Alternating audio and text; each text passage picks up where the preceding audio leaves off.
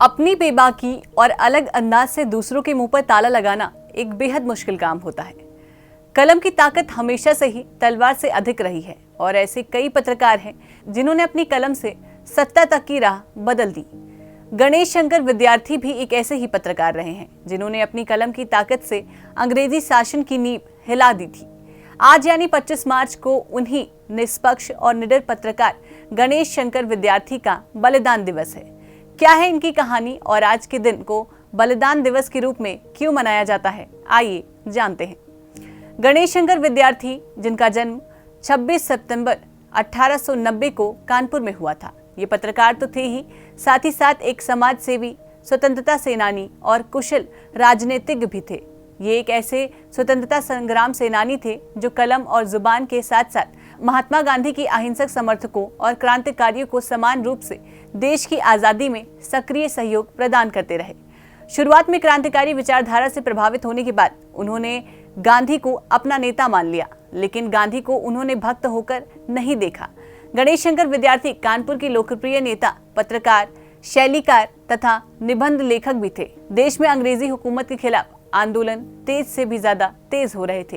क्रांतिकारियों को सरकार पकड़कर जेल में डाल रही थी और उनके अंदर का पत्रकार इतना जागरूक हुआ कि सोचा अब अपना एक साप्ताहिक अखबार निकालते हैं। उनका यह सपना पूरा हुआ। 9 नवंबर 1913 को कानपुर में अपना प्रेस प्रताप लगाया और यहाँ से साप्ताहिक अखबार प्रताप का पहला अंक प्रकाशित हुआ, जिसमें उन्होंने स्पष्ट करते हुए लिखा कि हम अपने देश और समाज के काम पवित्र भार अपने ऊपर लेते हैं। हम अपने भाइयों और बहनों को अपने कर्तव्यों को समझाने का यथ शक्ति प्रदान करते हैं। राजा और प्रजा में एक जाति और दूसरी जाति में एक संस्था और दूसरी संस्था, बैर और विरोध, अशांति, असंतोष न होने देना हम अपना परम कर्तव्य समझेंगे। आज कानपुर में प्रताप का नामो निशान मिट चुका है, लेकिन कानपुर की वो सकरी गलियां खुद बयां कर रही हैं कि कभी यहाँ छुपे थे वो क्रांतिकारी लेख जिससे थरथराती थी अंग्रेजी हुकूमत। अपने शुरुआती दिनों में ही प्रताप अखबार की पहचान किसानों की हमदर्द पत्रिका के रूप में हो गई थी और किसान गणेश शंकर विद्यार्थी को गणेश बाबा कहकर पुकारने लगे थे। रायबरेली में जब किसान आंदोलन में जमींदारों और अंग्रेजों ने गोलियां चलवाई तो बाबा ने किसानों को संगठित किया, आवाज उठाई और प्रताप में एक लेख लिखा, डायर शाही ओ डायर शाही। इसके अलावा सांप्रदायिकता को लेकर उन्होंने हमेशा कहा कि हिंदू और मुसलमान के जो झगड़े होते हैं उनकी मूल वजह जो हो वो चुनाव है, इसलिए वो हिंदू और मुसलमान दोनों से सवाल करते हैं। एक मर्तबा उन्होंने हिंदुओं से कहा कि यानी लिखा कि कुछ लोग हिंदू राष्ट्र चिल्लाते हैं। उन्होंने अभी तक राष्ट्र को समझा ही नहीं। हम भविष्यवक्ता नहीं हैं, पर अव्यवस्था हमसे कहती है कि अब संसार में हिंदू राष्ट्र नहीं हो सकता। ऐसे ही उन्होंने मुस्लिम कट्टरता पर भी लिखा। वो लोग भी इसी प्रकार की भूल कर रहे हैं जो टर्की या काबुल, मक्का या जिद्दा का सपना देखते हैं, क्योंकि वो उनकी जन्मभूमि नहीं है और इसमें भी कटुता ना समझी जानी चाहिए।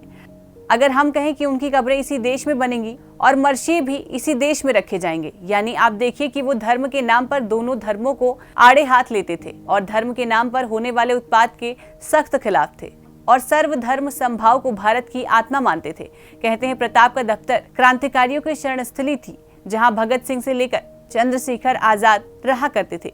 यहाँ तक कि भगत सिंह के कुछ लेखों को प्रताप में जगह भी मिली थी। अपने निर्भीक लेखन को लेकर गणेश शंकर को कई बार जेल भी जाना पड़ा। लखनऊ जेल यात्रा के दौरान उन्होंने 1922 में विक्टर ह्यूगो के उपन्यासों का अनुवाद किया था। पत्रकारिता के साथ साथ साहित्यिक विषयों में गणेश शंकर का काफी रुझान रहा। इनकी रचनाएं सरस्वती, कर्मयोगी, स्वराज्य, हितवार्ता में छपती रही। हिंदी में शेख चिल्ली की कहानियां विद्यार्थी जी की ही देन है। वो गणेश शंकर विद्यार्थी ही थे जिन्होंने श्यामलाल गुप्त पार्षद लिखित गीत झंडा ऊंचा रहे हमारा को जलियांवाला हत्याकांड की बरसी पर 13 अप्रैल 1924 से गाया जाना शुरू करवाया था। गणेश शंकर विद्यार्थी पूरी जिंदगी जिस धार्मिक कट्टरता और उन्माद के खिलाफ आवाज उठाते रहे, वही धार्मिक उन्माद उनकी जिंदगी लील गया। साल 1931 में सारे कानपुर में दंगे हो रहे थे। मजहब पर लड़ने वालों के खिलाफ जिंदगी भर गणेश शंकर विद्यार्थी लड़ते रहे थे। आसपास लोग उसी मजहब के नाम पर एक दूसरे को मार रहे थे। ऐसे मौके पर गणेश शंकर विद्यार्थी से रहा नहीं गया और वो निकल पड़े दंगा रोकने। कई जगह पर वो तो कामयाब रहे, पर कुछ देर में ही वो दंगाइयों की एक टुकड़ी में फंस गए। ये दंगाई उन्हें पहचानते नहीं थे। इसके बाद विद्यार्थी जी की बहुत खोज हुई, पर वो मिले नहीं। आखिर में उनकी लाश एक अस्पताल की लाशों के ढेर में पड़ी हुई मिली। लाश इतनी फूल गई थी कि उनको लोग पहचान भी नहीं पा रहे थे। 29 मार्च को उनको अंतिम विदाई दी गई। उनकी इस तरह हुई मौत इस बात की गवाही देती है कि गणेश शंकर विद्यार्थी जितना अपनी कलम से एक्टिव थे, उतना ही वो रियल लाइफ में भी एक्टिव रहे। गणेश शंकर जी की मृत्यु देश के लिए एक बहुत बड़ा झटका रहा। वो अपनी देशभक्ति और अनुपम आत्मसर्ग के लिए हमेशा ही याद किए जाएंगे। पर पत्रकारिता के क्षेत्र में आप गणेश शंकर विद्यार्थी के विचारों को किस प्रकार से देखते हैं, हमें कमेंट बॉक्स में जरूर लिखकर बताएं। अगर आप हमारी ये वीडियो फेसबुक पर देख रहे हैं तो पेज को लाइक जरूर करें। अगर इंस्टाग्राम पर देख रहे हैं तो फॉलो करना बिल्कुल ना भूलें। अगर यूट्यूब पर देख रहे हैं तो सब्सक्राइब और शेयर जरूर करें। ऐसी तमाम जानकारी के लिए आप हमारी वेबसाइट www.batenyup.com पर विजिट कर सकते हैं। देखते रहें और करते रहें बातें यूपी की। नमस्कार।